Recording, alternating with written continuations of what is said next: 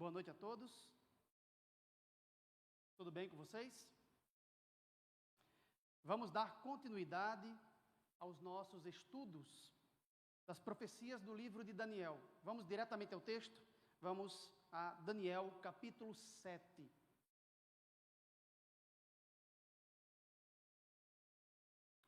Vamos fazer uma pequena oração antes da leitura. Oremos. Santo Deus, nosso Criador e Redentor, invocamos o Teu nome nesse momento e suplicamos o Espírito Santo para abrir nossa mente e coração para o entendimento de Sua palavra. Fica conosco, é o que nós te pedimos por Jesus. Amém. Daniel, capítulo 7, vamos fazer a leitura a partir do verso 7. No nosso último encontro, fizemos uma exposição geral dos símbolos proféticos aqui apresentados neste sonho profético. E hoje vamos nos concentrar mais diretamente na figura do quarto animal e do chifre pequeno que ficamos de identificar historicamente hoje. Vamos então à leitura a partir do verso 7. Depois disto, eu continuava olhando nas visões da noite, e eis aqui o quarto animal, terrível, espantoso e sobremodo forte, o qual tinha grandes dentes de ferro. Ele devorava e fazia em pedaços e pisava aos pés o que sobejava. Era diferente de todos os animais que apareceram antes dele e tinha 10 chifres. Estando eu a observar os chifres, eis que entre eles subiu outro pequeno, diante do qual 3 dos primeiros chifres foram arrancados. E eis que neste chifre havia olhos como os de homem e uma boca que falava com insolência.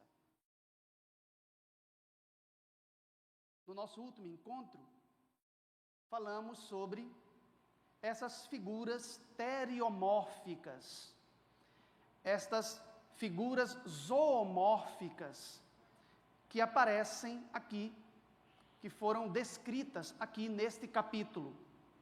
Daniel, em seu sonho profético, simbólico profético, contempla o mar grande, impelido e agitado pelos ventos. Os 4 ventos dos céus combatem no grande mar, e deste mar se levantam 4 bestas, 4 feras, 4 animais.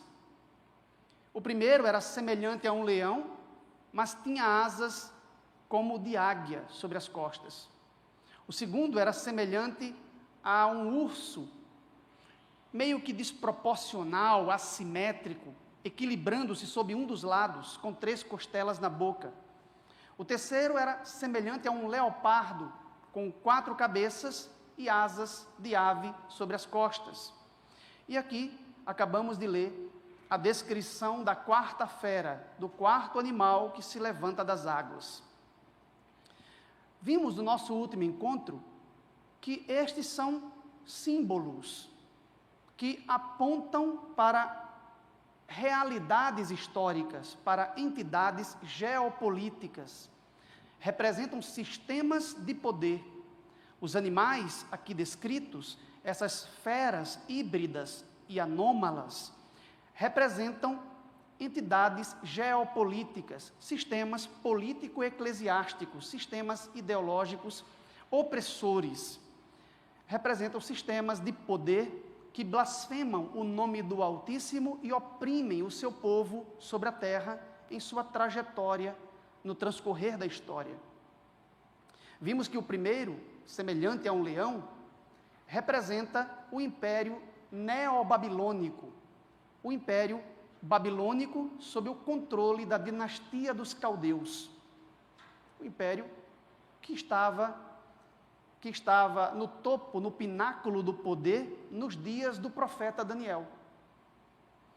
vimos que o segundo animal, a segunda fera, semelhante a um urso, tem como remetente histórico, aponta para o império que sucedeu a Babilônia no palco da história, aponta para o império medo-persa.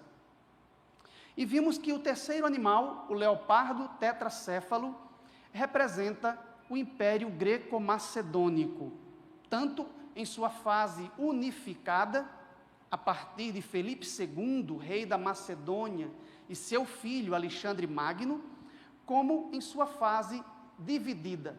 Após a morte de Alexandre, alguns anos depois, o império se fragmentou em 4 partes a princípio, em 4 reinos helenísticos.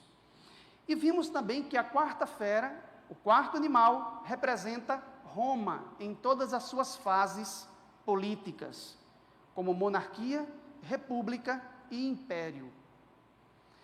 Hoje nós iremos nos concentrar mais diretamente na quarta fera, por causa da figura enigmática do chifre pequeno que se levanta sobre a cabeça do quarto animal. Para nós identificarmos corretamente o chifre pequeno, nós precisamos identificar corretamente a sequência de impérios, os reinos sucessivos aqui representados. Nós só podemos identificar corretamente o chifre pequeno na história se nós identificarmos corretamente, a princípio, a quarta fera, pelo menos a quarta fera, já que o chifre pequeno se levanta na cabeça do quarto animal, dentre os 10 chifres que ele possuía. E aqui nós já encontramos uma primeira dificuldade. Como vimos em encontros pretéritos, os teólogos preteristas, um grande número de eruditos preteristas,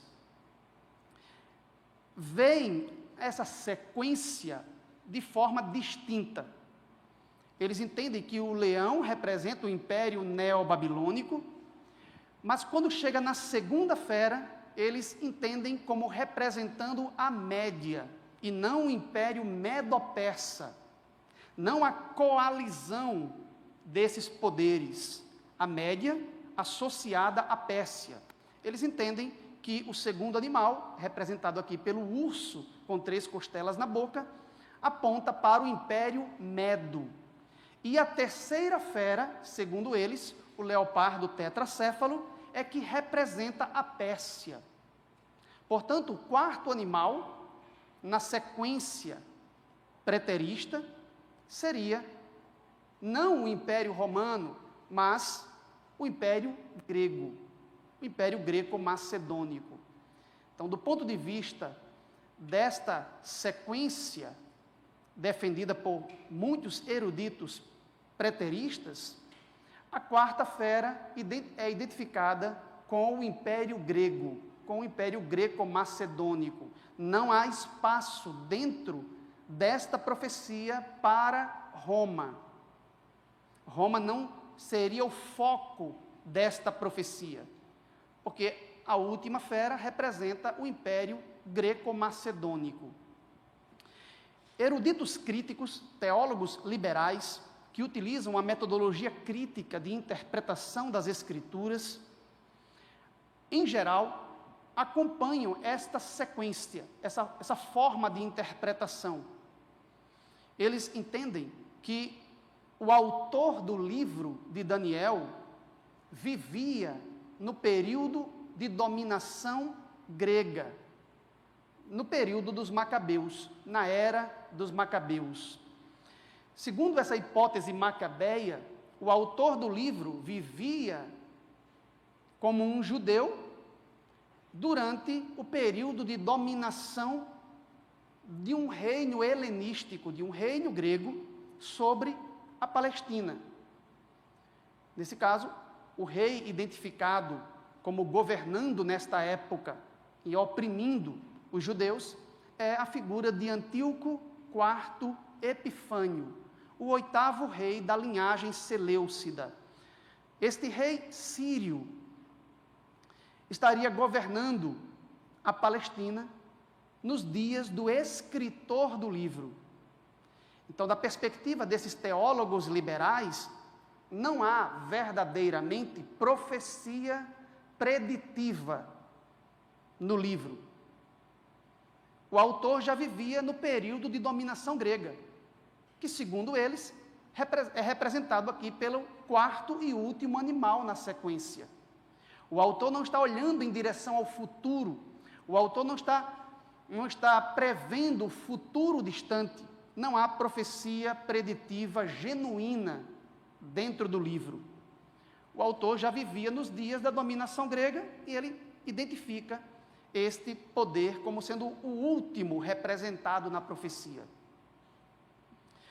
Porém, das três principais escolas de interpretação profética, o historicismo e o futurismo, defendem a sequência que foi aqui apresentada em momentos anteriores: Babilônia, Medopérsia, Grécia e Roma. Com algumas diferenças, porém a sequência defendida tanto por historicistas quanto por futuristas é praticamente a mesma, em essência é a mesma: Babilônia, Medopérsia, Grécia e Roma. O verso 7, quando fala do quarto animal, e que nós identificamos com Roma, é importante para nós entendermos a figura do chifre pequeno mencionada no verso 8. Se o quarto animal, a quarta fera, é um poder grego, o chifre pequeno, que se levanta na cabeça da quarta fera, também será identificado como um poder grego. Nesse caso aqui, a principal hipótese é de um rei grego, que controlava a Síria Seleucida no 2º século antes de Cristo, a figura de Antíoco IV Epifânio. Mas aqueles que defendem que a quarta fera é Roma, assim como os historicistas e também os futuristas, identificam o chifre pequeno como um poder romano, ou conectado a Roma. Como nós já demonstramos aqui em outras ocasiões, qual a sequência correta, o esboço histórico profético correto, e vimos que, de fato, o quarto animal representa Roma, então, nós identificamos o chifre pequeno como um poder romano. Não aceitamos aqui, de modo algum, a hipótese grega, a teoria macabeia, ou a figura de Antíoco IV Epifânio, como sendo o chifre pequeno, aqui do capítulo 7 de Daniel. Ok? Então, identificamos como um poder romano. O verso 8 diz: estando eu a observar os chifres, porque a quarta fera possui 10 chifres sobre a cabeça, entre eles subiu outro pequeno. Esse 11º chifre é o elemento mais enigmático aqui e que estamos procurando identificar. Diante do qual 3 dos primeiros chifres foram arrancados. E eis que neste chifre havia olhos como os de homem e uma boca que falava com insolência. Concentre-se nas características deste poder, aqui simbolizado pelo chifre pequeno. Ele se levanta na cabeça da quarta fera, que é Roma.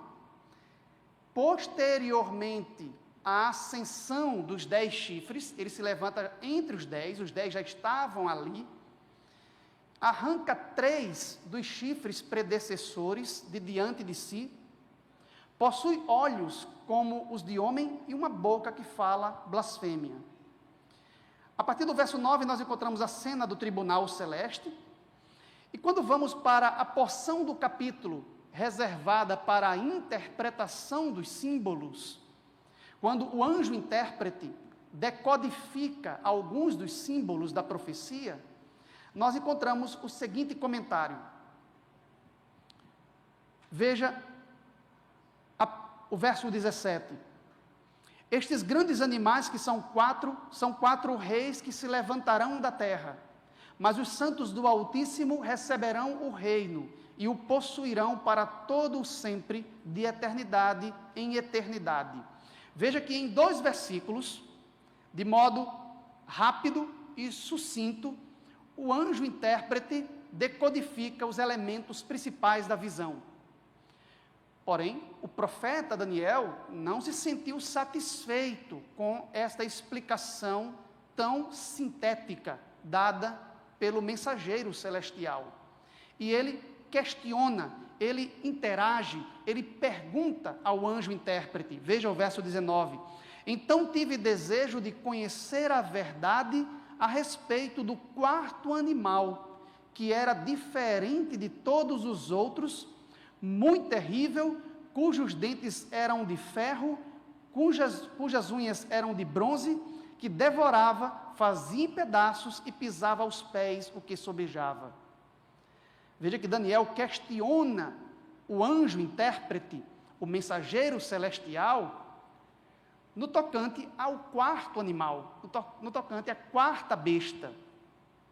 E não somente com relação ao 4º animal como um todo, mas no verso 20 ele diz, e também a respeito dos 10 chifres que tinha na cabeça, e do outro que subiu, diante do qual caíram 3, daquele chifre que tinha olhos e uma boca que falava com insolência, e parecia mais robusto do que os seus companheiros.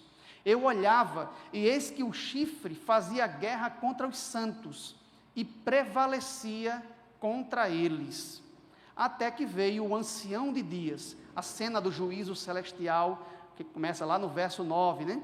Até que veio o ancião de dias e fez justiça aos santos do Altíssimo, e veio o tempo em que os santos possuíram o reino.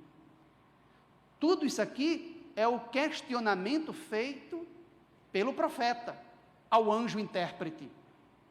Daniel sentiu o desejo de conhecer mais acerca do 4º animal, dos 10 chifres que tinha na cabeça, e daquele chifre que surgiu por último, diante do qual 3 foram arrancados. Aquele chifre que fazia guerra contra os santos e prevalecia sobre eles. Qual foi a resposta do anjo a este longo questionamento? Veja o que diz o verso 23. Então ele disse, ele, o anjo intérprete, o 4º animal será um 4º reino na terra, o qual será diferente de todos os reinos, e devorará toda a terra, e a pisará aos pés, e a fará em pedaços. O anjo decodifica o símbolo do 4º animal. O 4º animal representa um 4º reino na sequência, um 4º reino que se levantaria sobre a terra, que devoraria, pisaria e faria em pedaços toda a terra, e que nós identificamos como sendo Roma, nós identificamos na história como sendo o reino de Roma. O verso 24 diz, os 10 chifres, note que é o anjo intérprete que está decodificando a simbologia. Os 10 chifres correspondem a 10 reis que se levantarão daquele mesmo reino, do 4º reino. E depois deles, preste bem atenção às expressões de tempo, e depois deles se levantará outro, o qual será diferente dos primeiros e abaterá 3 reis. Como será a atuação deste poder? Verso 25, o anjo continua. Ele, o chifre pequeno, proferirá palavras contra o Altíssimo, portanto é um poder blasfemo, magoará os santos do Altíssimo, portanto é um poder perseguidor, e cuidará em mudar os tempos e a lei. Um atentado contra a lei divina está em foco aqui. Esse poder representado pelo chifre pequeno profere palavras contra o Altíssimo persegue os santos do Altíssimo e muda os tempos e a lei. Os santos lhes serão entregues nas mãos por um tempo, 2 tempos e metade de um tempo. Aqui nós encontramos uma cifra profética, uma expressão de tempo. É o período de supremacia do chifre pequeno sobre os santos do Altíssimo, que está em foco aqui. Os santos lhes serão entregues nas mãos por um prazo específico de tempo, por um tempo determinado profeticamente. Por um tempo, 2 tempos e metade de um tempo. E o verso 26 diz: mas depois se assentará o tribunal para lhe tirar o domínio, para o destruir e o consumir até ao fim. O reino, o domínio e a majestade dos reinos debaixo de todo o céu serão dados ao povo dos santos do Altíssimo. O seu reino será reino eterno, e todos os domínios o servirão e lhe obedecerão.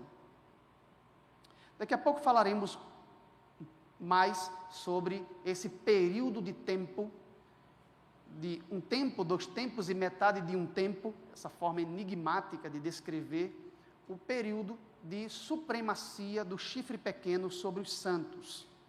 Mas aqui nós já temos diversas características deste poder. Qual o poder que se levantou na história que cumpre as especificações da profecia?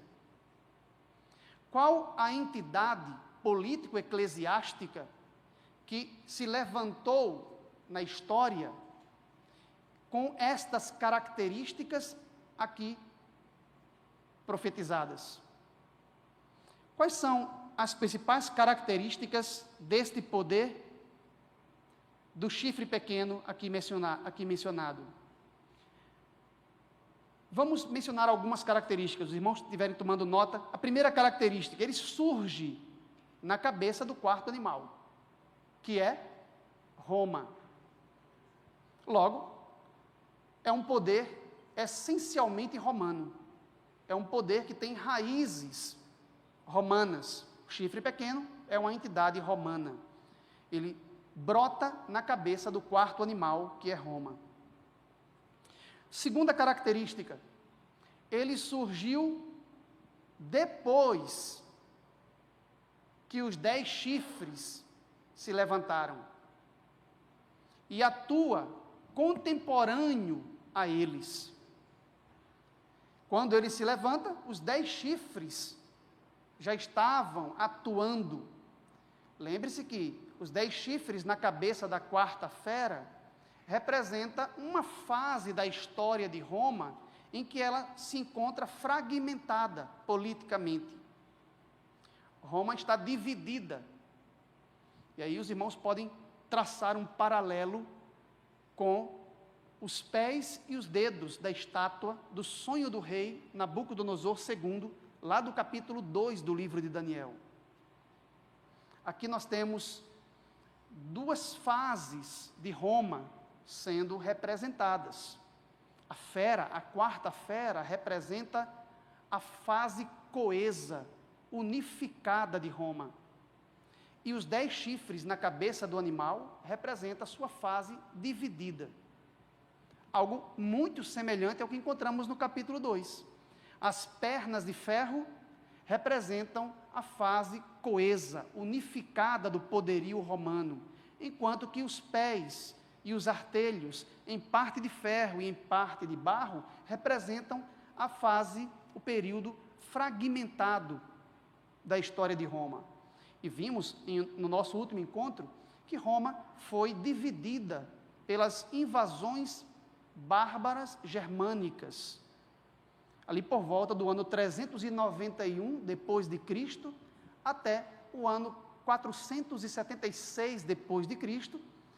Roma Ocidental sofreu diversas invasões bárbaras germânicas. A princípio eram migrações pacíficas das tribos bárbaras para dentro das fronteiras do império. Depois se tornaram invasões violentas, até que no ano 476 depois de Cristo, o último imperador de Roma ocidental foi deposto.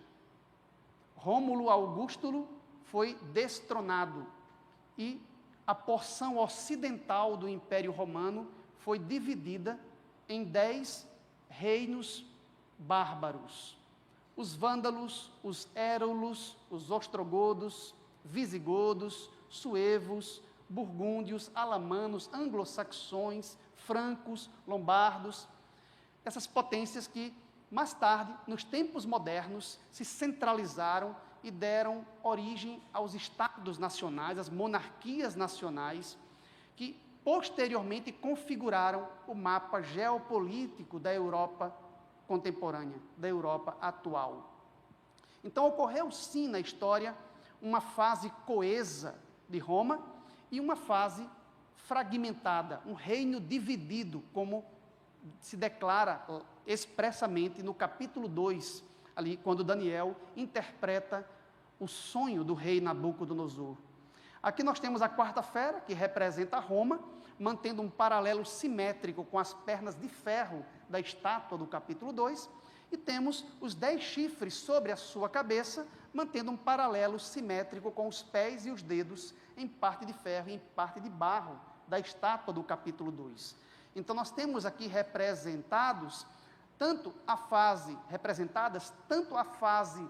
coesa, unificada de Roma, como sua fase fragmentada, sua fase dividida. Note que o chifre pequeno se levanta na cabeça do quarto animal, quando os 10 chifres já tinham assumido o seu protagonismo histórico. Ele se levanta entre os 10 e arranca 3 diante de si. Portanto, o chifre pequeno, além de ser um poder romano, podemos dizer que ele se levanta em um momento, em uma etapa histórica contemporânea aos bárbaros que fragmentaram a unidade do Império Romano. E nós sabemos que os bárbaros fragmentaram a unidade de Roma, dando início ali ao período que nós conhecemos como a Idade Média. O chifre pequeno que se levanta entre eles é um poder romano e medieval. Qual a instituição romana que se levantou das cinzas do antigo Império Romano Ocidental, contemporâneo aos bárbaros que fragmentaram a unidade do Império e que atuou juntamente com eles com essas características aqui descritas? O texto diz que ele era diferente dos outros chifres. Os outros eram poderes políticos, militares, mas aqui nós estamos diante de um poder político e eclesiástico, principalmente. Como nós sabemos que esse é um poder essencialmente religioso? Ele profere palavras contra o Altíssimo, ele promove um atentado contra a lei divina, ele persegue os santos do Altíssimo, ele se intromete em questões religiosas, ele é diferente dos outros em sua essência. Estamos aqui diante de um poder que não é meramente político-militar, mas é um poder essencialmente eclesiástico. É um poder que se intromete nas questões religiosas. É um poder blasfemo, porque profere palavras contra Deus, tem uma boca que fala insolências, e é perseguidor porque promove sangrenta perseguição aos santos do Altíssimo. O texto diz que ele magoará os santos do Altíssimo. O texto diz que ele fará guerra contra os santos e prevalecerá sobre eles. Então estamos aqui diante de uma entidade político-ideológica, político-eclesiástica, romana, medieval em seus começos, em sua origem, e que era essencialmente diferente dos outros poderes que fragmentaram a unidade do Império Romano Ocidental. É um poder perseguidor, é um poder que promove tribulação, perseguição ao povo de Deus. É um poder intolerante e perseguidor. Quais outras características? O texto diz que ele começa pequeno, é chamado de um chifre pequeno, porém, depois é visto como mais forte, mais robusto do que os seus companheiros. É um poder que muda a lei de Deus, os tempos e a lei de Deus. Esse é um ponto interessante, porque em meio ao mundo bárbaro, feudal, durante a Idade Média, havia uma instituição, uma entidade político-eclesiástica que detinha a cultura em meio ao mundo semi-analfabeto durante todo aquele período da Idade Média. É um poder que detinha a cultura. E o texto diz que ele mudará os tempos e a lei. Talvez a questão do calendário esteja em foco aqui. E o atentado contra a lei divina, certamente, tem a ver com o fator tempo dentro da lei divina. Mais especificamente, o quarto mandamento do Decálogo, que foi alterado por esse poder aqui representado na profecia. E mais, os santos lhes são entregues nas mãos, ele controla, ele tem hegemonia sobre os santos por um tempo específico. Aqui é descrito através de uma cifra enigmática. Um tempo, 2 tempos e metade de um tempo. Vamos pensar um pouco nessa expressão temporal que aparece aí no final do verso 25. Os santos lhes serão entregues nas mãos por um tempo, 2 tempos e metade de um tempo. No começo do verso 25, nós encontramos aí o reinado de terror deste poder, que alguns identificam como o anticristo, e no final é dito que ele governará sobre os santos de modo opressor por um tempo, 2 tempos e metade de um tempo. O que significa isto? A maioria dos intérpretes entende o termo tempo aqui como equivalente a ano. Então, se eu tenho um tempo, 2 tempos e metade de um tempo, seria a mesma coisa que 1 ano, 2 anos e metade de um ano. Um período de 3 anos e meio de dominação do chifre pequeno sobre os santos. Isto é claro dentro do livro de Daniel, para os leitores do livro, né? Capítulo 4, por exemplo, fala de uma profecia, na verdade um sonho profético do rei Nabucodonosor, né? Que fala daqueles 7 tempos em que ele seria afastado do trono, que ele seria removido do trono do Império Babilônico. Nós sabemos que ali é uma clara referência a 7 anos em que o rei esteve ausente, período da loucura do rei Nabucodonosor. No capítulo 11 do livro de Daniel, ali no verso 13, é dito: porque o rei do norte tornará e porá em campo multidão maior do que a primeira, e ao cabo de tempos, isto é, de anos, virá à pressa com grande exército e abundantes provisões. Então, o termo tempo é utilizado de modo intercambiável com o termo ano. Então, a maioria dos eruditos concorda que aqui estamos diante de 1 ano, 2 anos e metade de um ano. Talvez a principal dificuldade entre os intérpretes é definir de que tipo de ano estamos falando aqui. Se estamos falando de um ano literal ou se estamos falando de um ano simbólico, como um símbolo profético. E também há uma dificuldade entre os intérpretes de alcançar um consenso sobre como localizar o começo desse período dentro da história.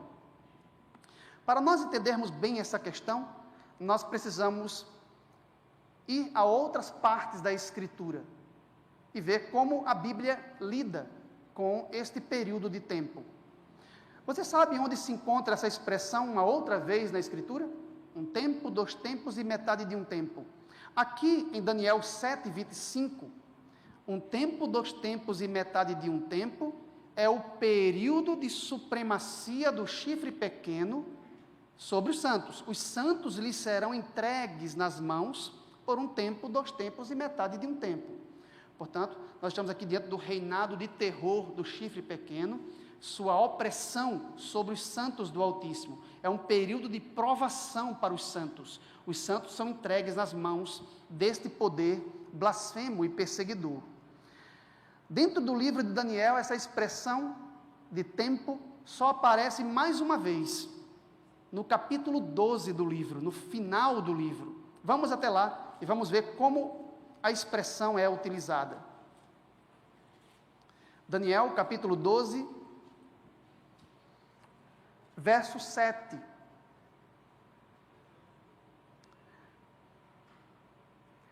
Eu vou começar a leitura a partir do verso 5, para pegarmos um pouco do contexto, mas a expressão aparece no verso 7. Então eu, Daniel, olhei, e eis que estavam em pé outros 2, um de um lado do rio, o outro do outro lado. Um deles disse ao homem vestido de linho, que estava sobre as águas do rio: quando se cumprirão estas maravilhas? E é evidente que o profeta Daniel tinha sua atenção voltada para certas promessas que são feitas versículos antes, como por exemplo, ali no final do verso 1, que diz: mas naquele tempo, no final do verso 1, mas naquele tempo será salvo o teu povo, todo aquele que for achado inscrito no livro. Então, quando um dos anjos pergunta: quando se cumprirão estas maravilhas? Evidentemente, a preocupação primária do profeta era com o seu povo, né? O tempo em que seria salvo o seu povo. E vem o verso 7 dizendo: ouviu o homem vestido de linho que estava sobre as águas do rio, quando levantou a mão direita e a esquerda ao céu, e jurou por aquele que vive eternamente, que isso, estas maravilhas, seria depois, se cumpririam depois de quê? De um tempo, 2 tempos e metade de um tempo. Claramente, repetindo a expressão de 7:25.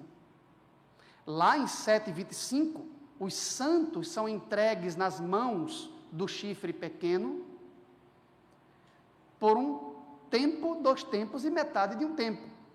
E agora é dito que depois de um tempo, 2 tempos e metade de um tempo, é que as maravilhas, as promessas se cumpririam.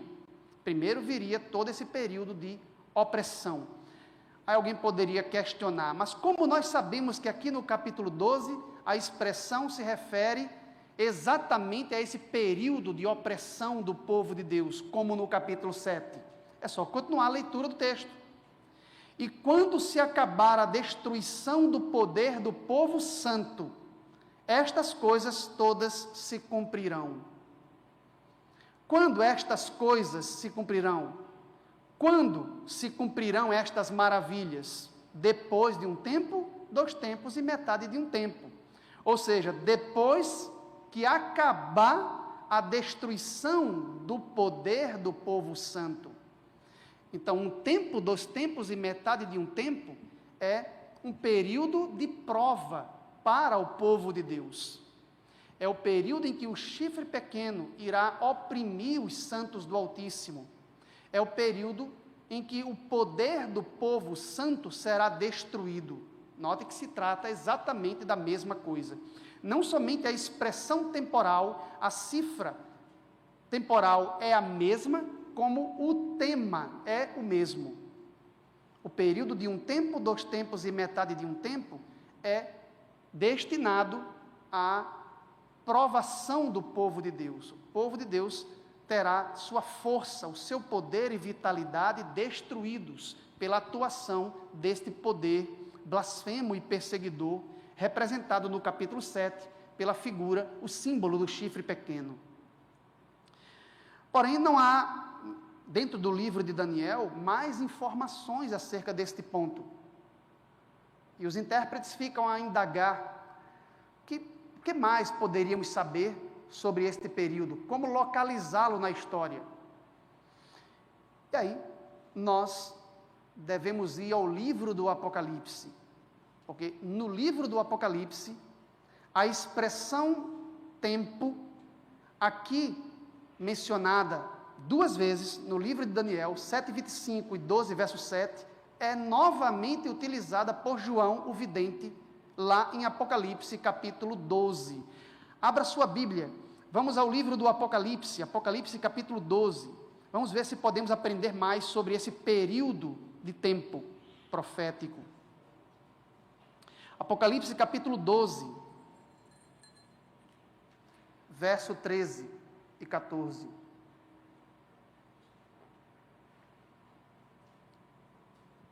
Quando o dragão se viu atirado para a terra, perseguiu a mulher que dera à luz o filho varão.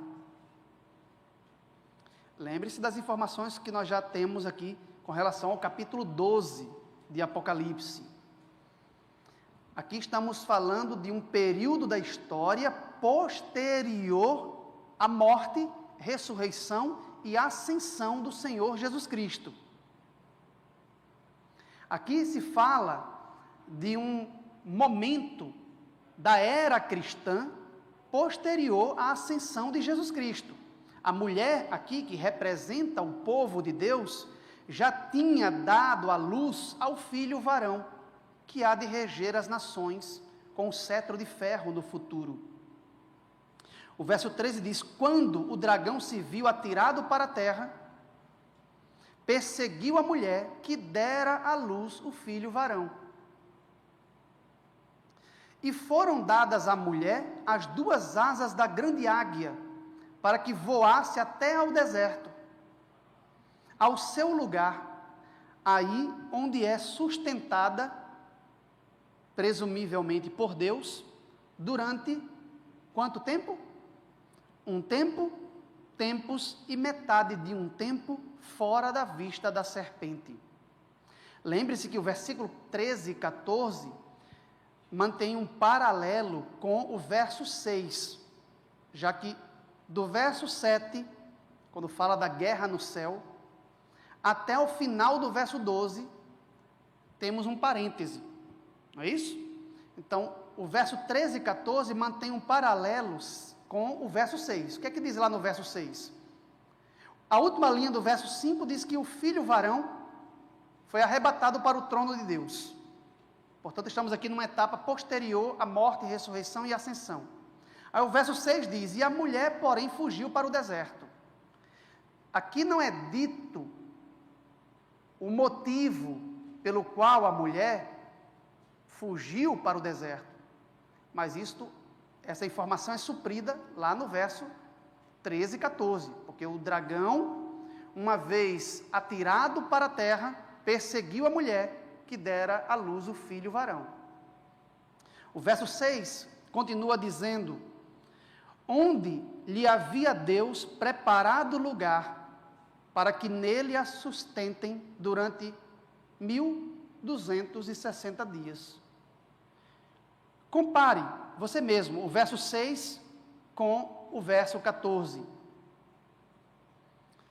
O verso 6 diz que a mulher, símbolo do povo de Deus, fugiu para o deserto, onde lhe havia Deus preparado lugar para que nele a sustentem durante 1260 dias.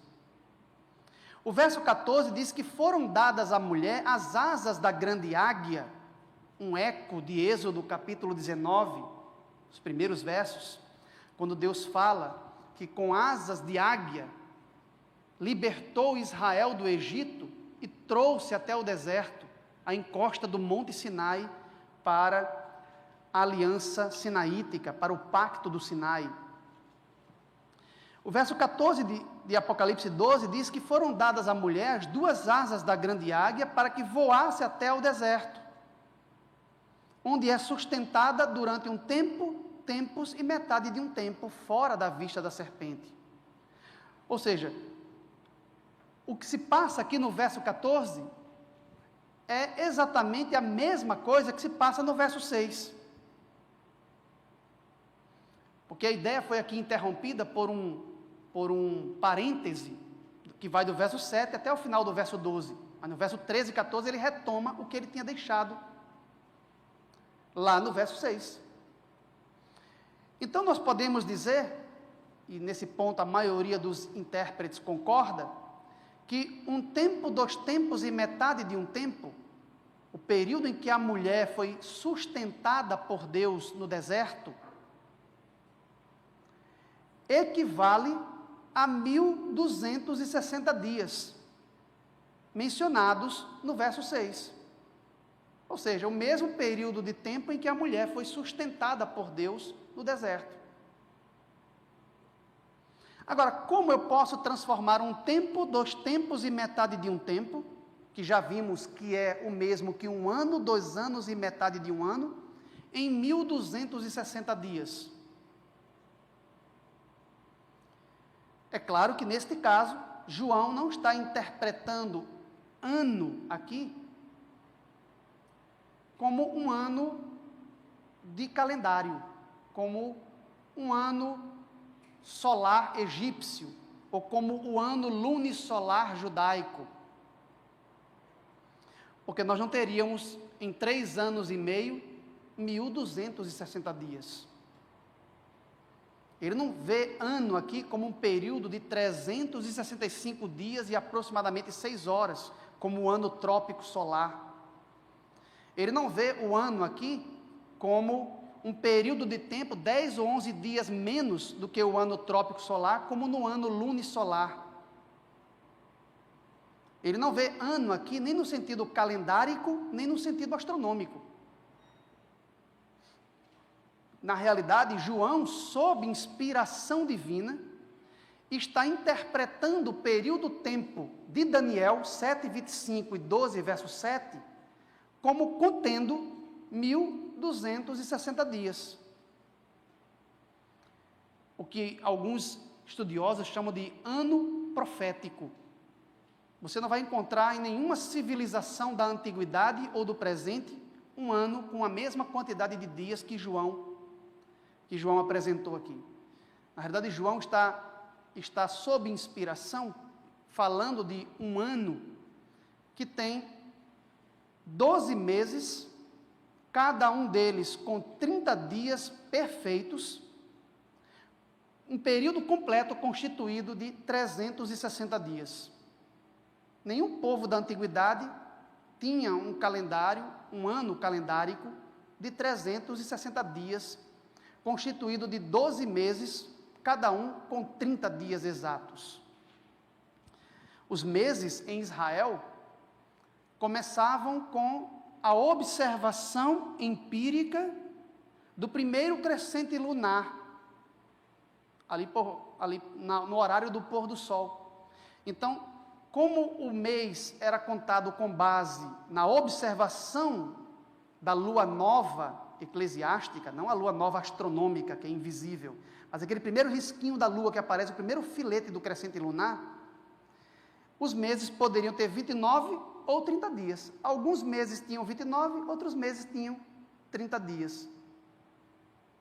Mas João está tratando aqui de meses perfeitos, de 30 dias.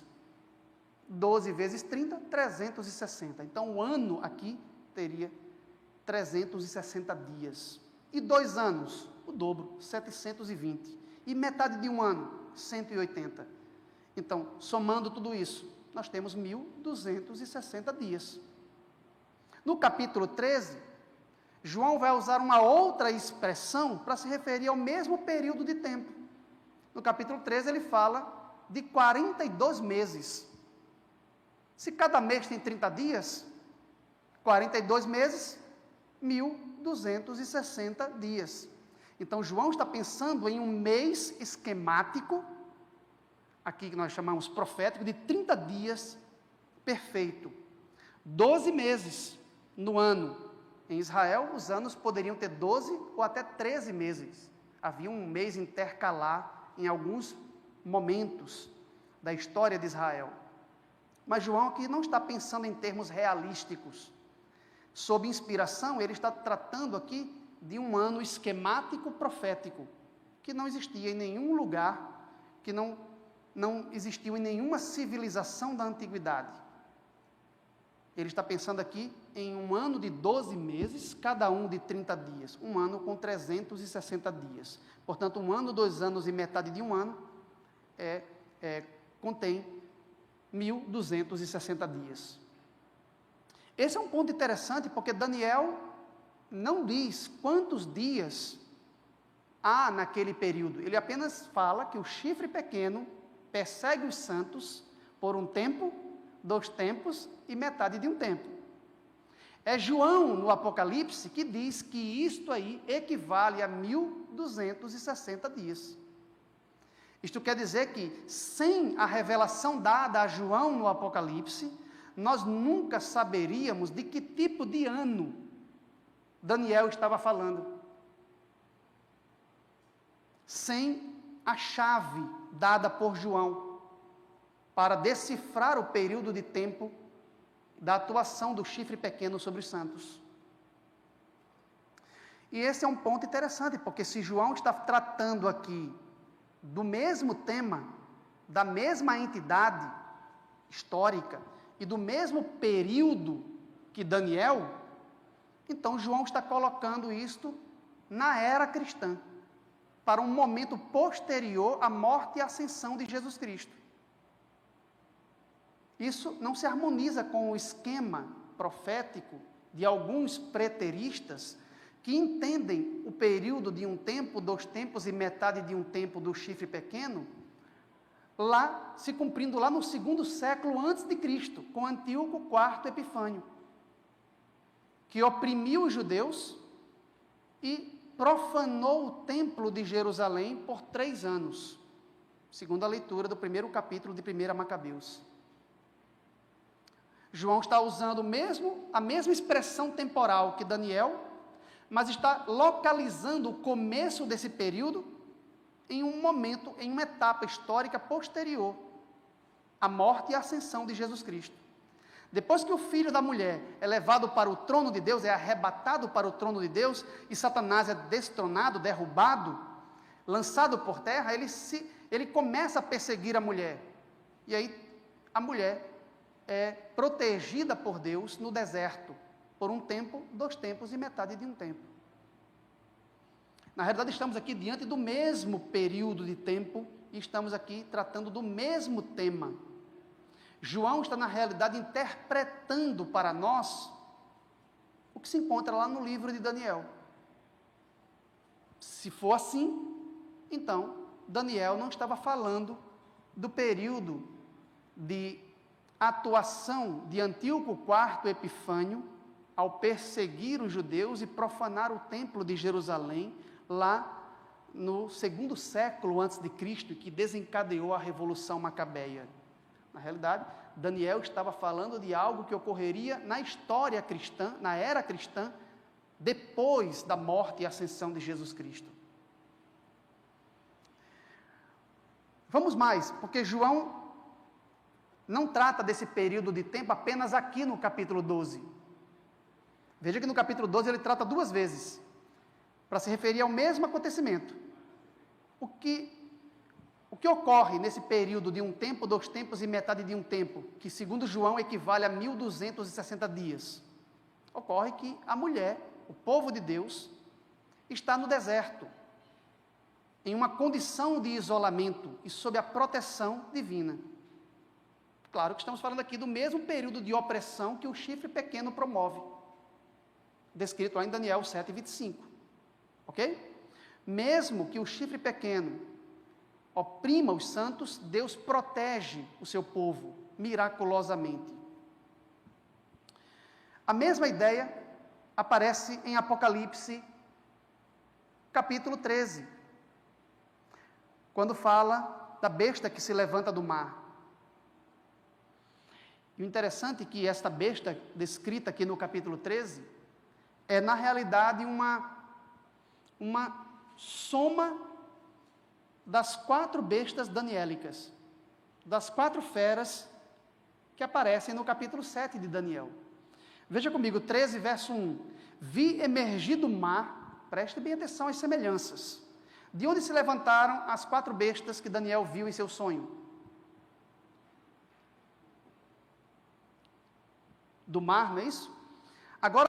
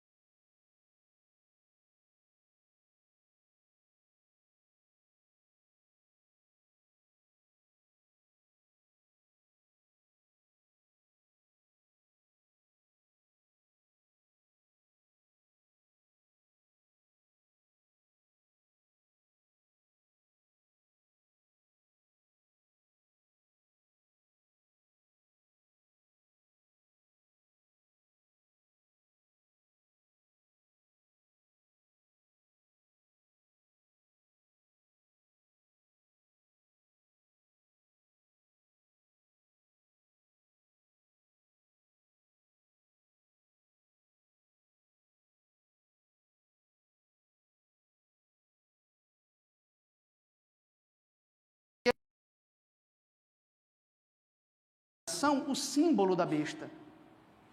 Logo, a besta que João viu é a soma de todos os poderes malignos que se levantaram na história.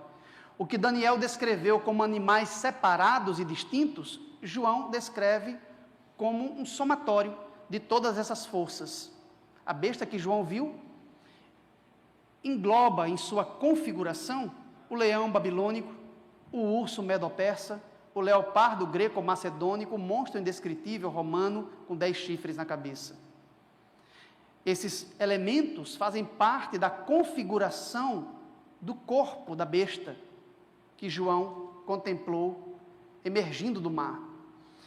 E quando ele começa a descrever o comportamento da fera, você percebe a semelhança com a figura do chifre pequeno de Daniel 7.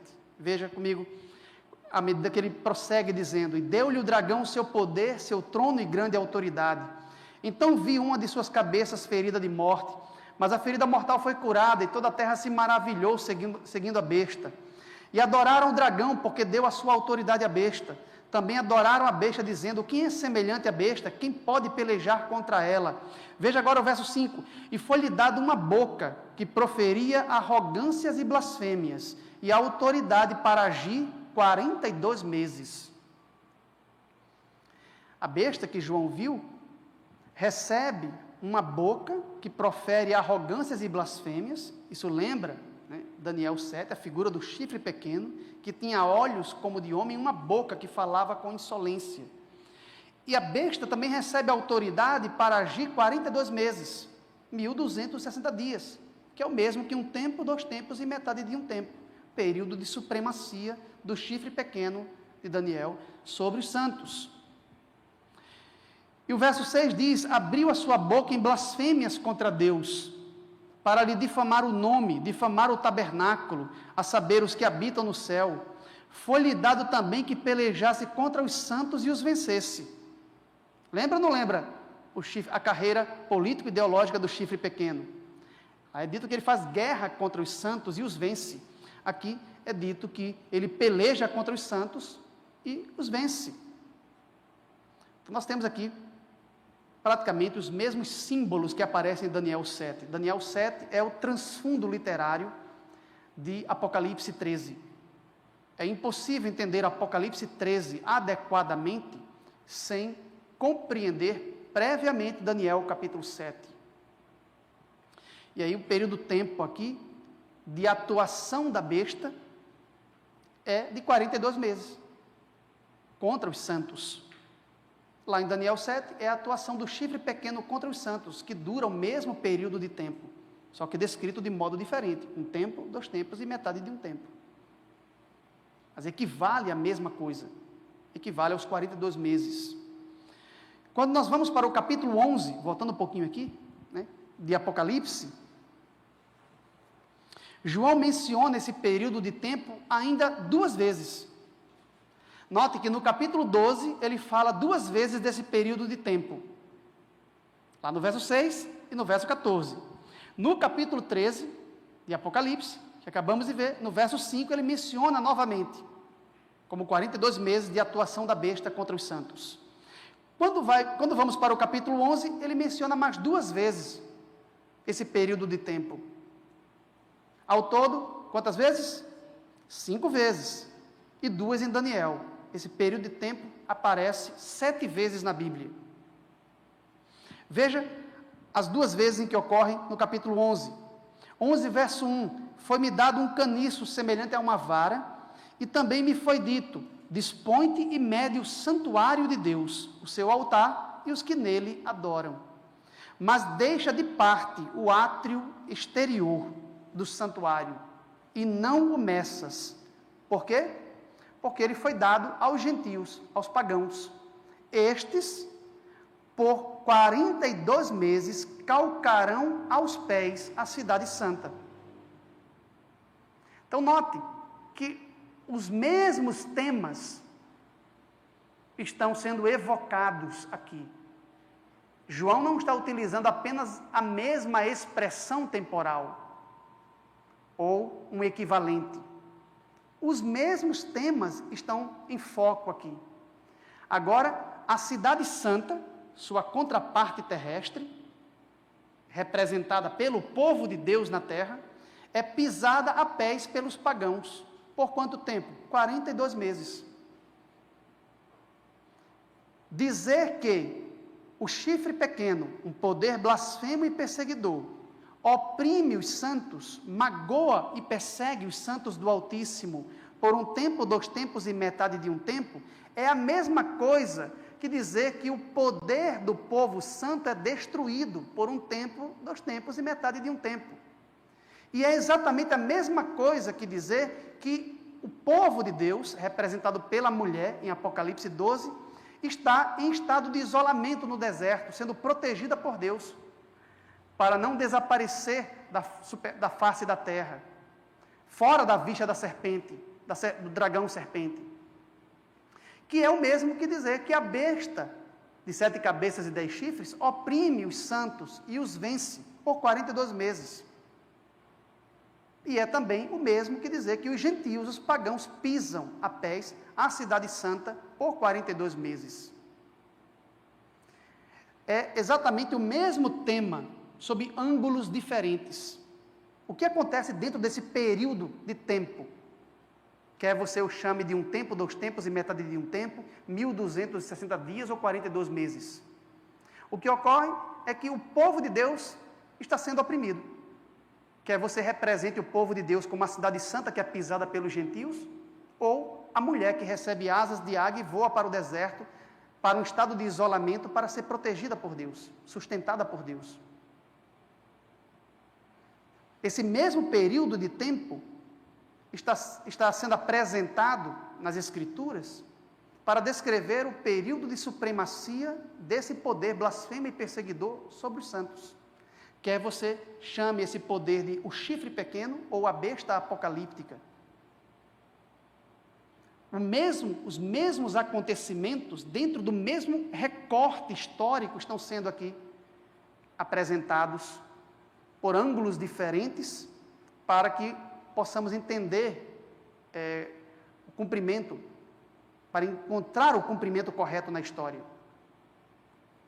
E ainda no capítulo 11, no versículo 3, é dito: darei as minhas 2 testemunhas, que tradicionalmente nós, adventistas, entendemos como sendo uma referência simbólica às Escrituras Sagradas do Antigo e do Novo Testamento, sendo pregadas, anunciadas pelo povo de Deus durante um período de opressão.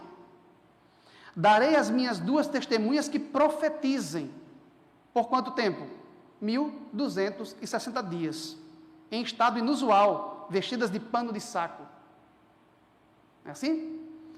Então, dizer que a mulher está reclusa no deserto,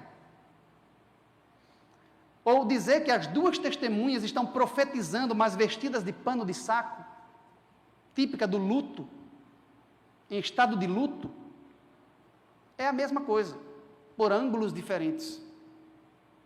Ou pelo menos se referem aos mesmos conjunto de acontecimentos em seu determinado período histórico. Então, note que todas as vezes que João utiliza a expressão tempo e os acontecimentos que ocorrem no seu transcorrer, ele localiza dentro da era cristã em um momento posterior à morte, ressurreição e ascensão de Jesus Cristo. Ele nunca coloca no passado, como por exemplo no 2º século antes de Cristo, quando Antíoco IV Epifânio oprimia os judeus e profanava o templo de Jerusalém, como querem alguns preteristas. E note que ele também não coloca lá para o tempo final, ele não aplica a atuação de um anticristo final, que se levantaria nos últimos 7 anos da história deste mundo, como querem alguns futuristas dispensacionalistas, que entendem o reinado do anticristo final como sendo o cumprimento da 70ª e última semana de Daniel 9, com base numa interpretação literalista e por meio de uma lacuna na história, que não pode ser demonstrada exegeticamente, em nenhuma parte da Escritura, nem mesmo em Daniel capítulo 9. Mas isso é colocado praticamente numa posição intermediária na história. Se você ler todo o capítulo 12, você percebe que isso ocorre numa posição intermediária na história. Fala da mulher grávida, fala do nascimento do Messias, fala do menino sendo arrebatado para o trono de Deus, fala de Satanás sendo derribado, expulso do céu, fala de Satanás perseguindo a mulher, depois fala da mulher indo para o deserto, sendo protegida por Deus por 1 tempo, 2 tempos e metade de 1 tempo, e depois continua a história, falando que a serpente lança de sua boca um rio para tragar a mulher, e a mulher é protegida pela terra miraculosamente. Depois se fala de um ataque final. Satanás está indignado contra a mulher e sai para pelejar com os restantes de sua descendência, os que guardam os mandamentos de Deus e têm o testemunho de Jesus, e a história prossegue pelo capítulo 13, tratando das 2 instrumentalidades que Satanás usa no tempo do fim para destruir, na tentativa de destruir o remanescente, que é a besta que se levanta do mar e a besta que se levanta da terra. Note que nunca dentro do Apocalipse, esse período de tempo e os acontecimentos em torno dele é situado antes do nascimento de Cristo, lá na época de Antíoco IV Epifânio, como querem alguns preteristas, nem é colocado no extremo da história, lá no futuro distante, já próximo aos acontecimentos da segunda vinda de Cristo, como querem alguns futuristas, mas é colocado em uma posição intermediária, o que se adapta, o que se adequa com maior precisão à posição historicista, à escola historicista de interpretação profética.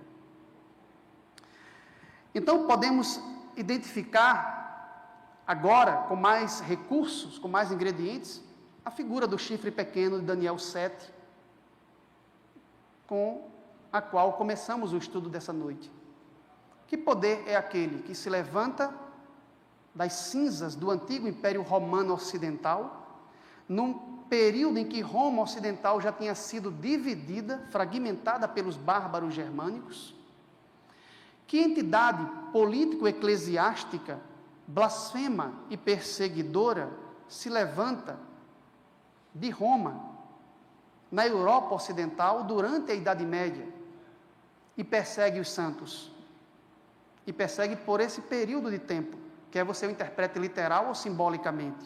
Nós, adventistas, defendemos que a cifra deve ser entendida simbolicamente, e a chave para a sua interpretação é o princípio dia-ano de interpretação profética, cada dia equivalendo a 1 ano. Portanto, em profecia simbólica é 1260 dias, mas na realidade histórica é 1260 anos que esse poder tem para oprimir os santos do Altíssimo. Qual a entidade político-eclesiástica romana medieval que atuou por 1260 anos? O texto diz que é um poder blasfemo e perseguidor. Blasfêmia tem muitas definições na Bíblia, mas uma das definições que aparece no Novo Testamento é arrogar para si a prerrogativa exclusivamente divina de perdoar pecados. Quando Jesus perdoava os pecados de alguém, ele era imediatamente acusado de blasfêmia. Aqui se fala de um poder blasfemo, que abre sua boca para proferir insolências contra Deus, para lhe difamar o nome. Que instituição político-eclesiástica romana, medieval, com uma durabilidade como esta, de um período de supremacia de 1260 anos, arrogava para si a prerrogativa exclusivamente divina de perdoar pecados?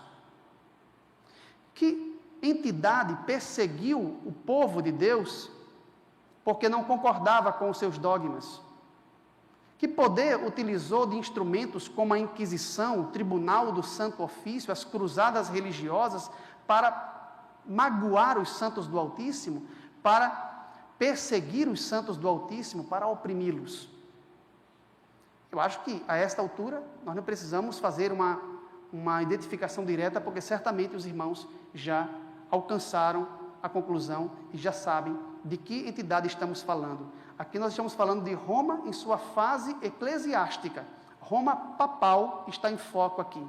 Quando os historicistas falam que o chifre pequeno representa o papado durante todo o período de sua hegemonia, começando na Idade Média e se projetando até o ano de 1798, pelo menos, época da Revolução Francesa, quando o papado recebeu uma ferida mortal, nós não estamos vendo coisas que vão além do texto.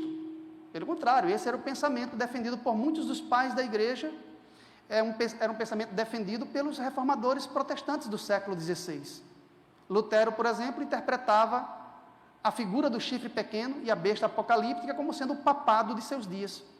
O sistema papal que estava ainda governando as consciências em seus dias, até que a reforma eclodiu na Europa.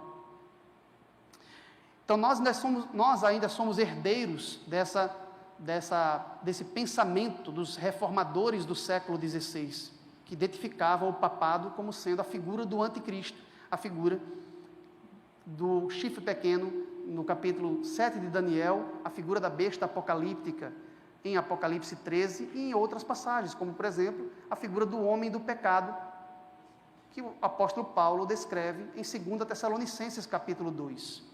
E aí eu convido os irmãos para irem a esse texto agora, para nós finalizarmos nosso estudo nessa noite. 2 Tessalonicenses,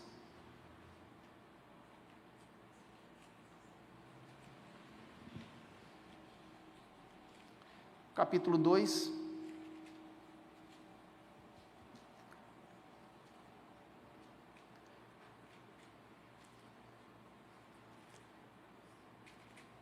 eu vou começar a leitura a partir do verso 3. Lembrando que nós não estamos aqui demonstrando cada um desses pontos. Estamos fazendo uma revisão de nossa interpretação tradicional. Claro que nós precisaríamos de muito mais tempo para demonstrar certos princípios interpretativos, como, por exemplo, o princípio dia-ano de interpretação. Estou partindo do pressuposto aqui que os irmãos se recordam destas informações. 2 Tessalonicenses 2, verso 3, Paulo está aqui escrevendo para corrigir um erro escatológico que os falsos mestres tinham difundido em Tessalônica, de que o dia do Senhor já estava às portas. No verso 3 ele diz: ninguém de nenhum modo vos engane, porque isto, o dia do Senhor, a parousia, não acontecerá sem que primeiro venha a apostasia e seja revelado o homem da iniquidade, o filho da perdição. Paulo diz que Cristo não voltará uma segunda vez antes que venha a apostasia. Paulo está profetizando uma apostasia dentro da igreja, um desvio da verdade, um abandono da verdade dentro da igreja cristã. e seja revelado o homem da iniquidade, o filho da perdição, o qual se opõe e se levanta contra tudo que se chama Deus ou é objeto de culto, a ponto de assentar-se no santuário de Deus, ostentando-se como se fosse o próprio Deus.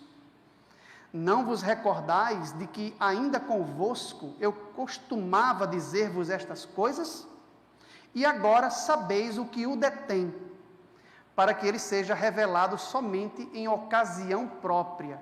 Havia algo, segundo Paulo, que estava freando ou detendo o surgimento, o estabelecimento da apostasia dentro da igreja. O que estava detendo? Aí tem várias teorias para interpretar, né? Nós defendemos aqui a visão de que o que o detinha era o sistema romano pagão. Quando Roma pagã caísse, surgiria uma nova etapa. Roma papal, o sistema apóstata de religião, seria estabelecido dentro da igreja, dentro da igreja cristã, dentro da cristandade, com todas as características de sua atuação que foram mencionadas aqui nesta noite. Há muitos elementos na profecia que poderiam ser investigados. Já que me estenderam o prazo, vou ter mais alguns momentos com vocês, nós vamos fazendo novas reflexões e acrescentando mais informações nos próximos domingos. Eu quero finalizar com o versículo 8 que diz: então será de fato revelado o iníquo, o homem da iniquidade, o filho da perdição, a quem o Senhor Jesus matará com o sopro de sua boca e o destruirá pela manifestação de sua vinda. Esse poder que se levantou na história terá um protagonismo até a segunda vinda de Cristo. O Senhor Jesus matará com o sopro de sua boca e o destruirá quando? Pela manifestação de sua vinda, na segunda vinda. Portanto, esse sistema de engano, esse sistema blasfemo e perseguidor, prosseguirá até o dia da segunda vinda de Cristo. Daniel capítulo 2, uma profecia que já estudamos aqui, termina com a chegada da pedra, que destrói a estátua da história humana, todos os reinos ali representados. Em breve o Senhor voltará. Em breve Ele entrará em nossa realidade uma segunda vez. E o iníquo não resistirá em sua presença. O Senhor destruirá todo o sistema de maldade com o sopro de sua boca. De que lado nós estaremos naquele dia, quando despontar no oriente cósmico a nuvem que rodeia o Salvador, sobre a qual está o príncipe da vida? De que lado nós estaremos? Queira Deus que naquele dia estejamos do lado, hoje e naquele dia, estejamos do lado de nosso Senhor, estejamos do lado daqueles que dirão: este é o nosso Deus, a quem aguardávamos, e Ele nos salvará. Amém.